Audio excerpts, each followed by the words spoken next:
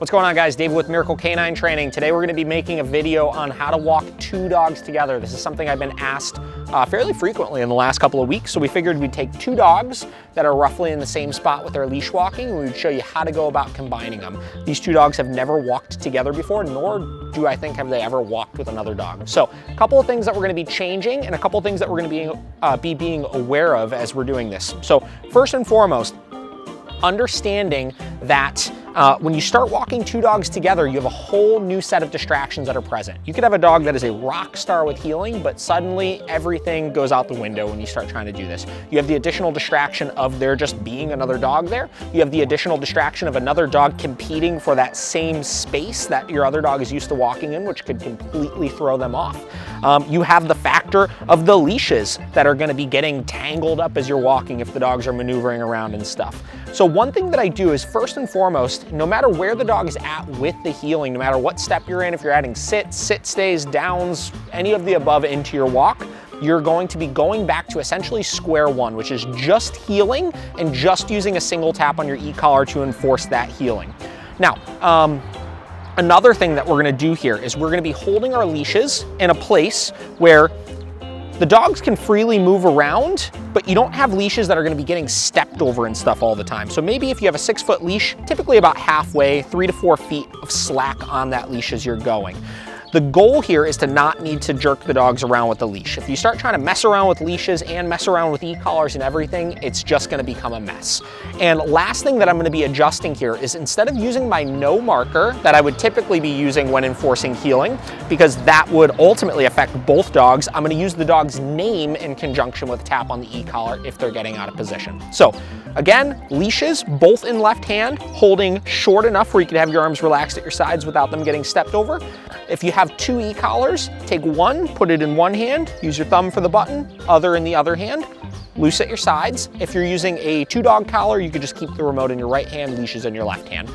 It doesn't matter to me in this case. So what we're gonna do is we're gonna get started. I'm gonna give both of these dogs the come command. We're gonna start walking, we're gonna go for a little stroll, and like I said, anytime the dogs get out of position or do something that would normally get them corrected, so going towards something, sniffing something, whatever it may be, I'm gonna use name, then I'm gonna use tap on the e-collar. Make sure you know which remote is in which hand. This can get a little complicated.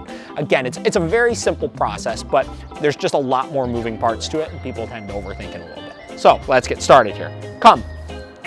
So giving my come, starting walking. Again, holding those leashes loose at the side. Kona. So any sniffing, marking with the dog's name, then following up with a tap after. And just like with the heeling we would do with any dog, we are having our level high enough to be able to immediately get their attention off of those things. Now, don't try stopping. Don't try starting, stopping, using leashes, anything like that. Your job right now is just to keep on moving and give corrections while in motion here.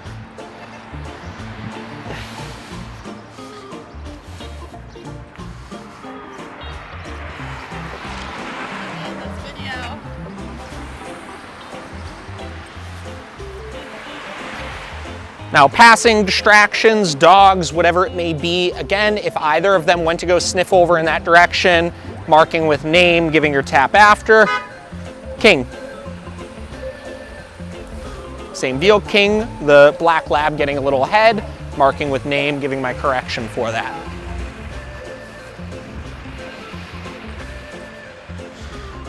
Now you'll see that both dogs are doing a really good job so far of, King, hurry up. If one needs to go to the bathroom, obviously you could go give him an opportunity to pee there real quick. Now, giving dog a chance to go to the bathroom here. As soon as we finish, I'm gonna be giving my come command and starting to walk again. This is a young puppy, so he needs to pee very frequently. Good job, bud. Come. So right back to it. Walking. Immediately after the sniffing or after the potty break, we're gonna be correcting right away after I give that come command for any sort of lack of position. But you'll notice both dogs here are doing a pretty good job of staying in position. They're on my left-hand side, kind of where I would like them to be in a standard heel, but I am fairly loose about, Kona. If they start wandering just a little behind me or anything, allowing that slack there, right? Again, It's very difficult for two dogs to compete for that correct position while doing this. So I'm a little looser, where when I'm walking my 4 dogs, for example, typically I got 1 on my left, 2 behind, 1 on the right, just because that's the easiest place for them to be, and that's completely fine. So again, as we're passing people, enforcing this all the same, ready to correct if needed for any sort of sniffing. Hi, thank you.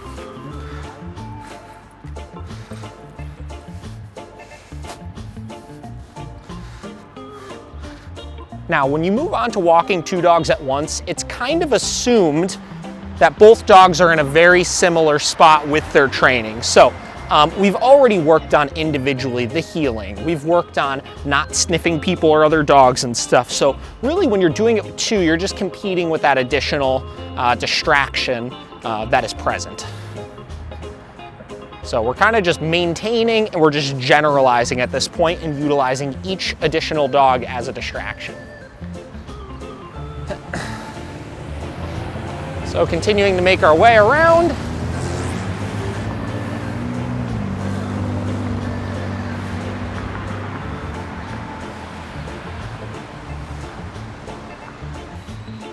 Now, I can't stress enough the importance of just your overall positioning going into all of this. Again, the way you're holding the leashes to the way you're holding the e-collars.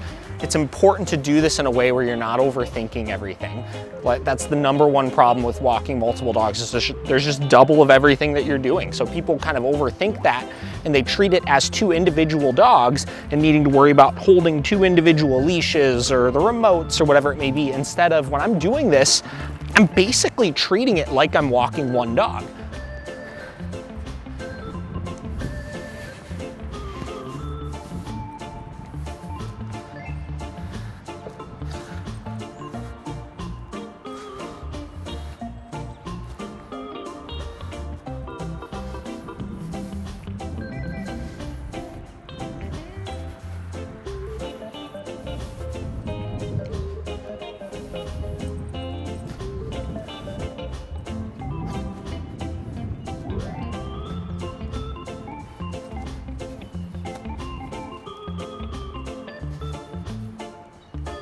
As they're doing well, you could start running some of the drills we've discussed before, like the speeding up, slowing down, anything like that.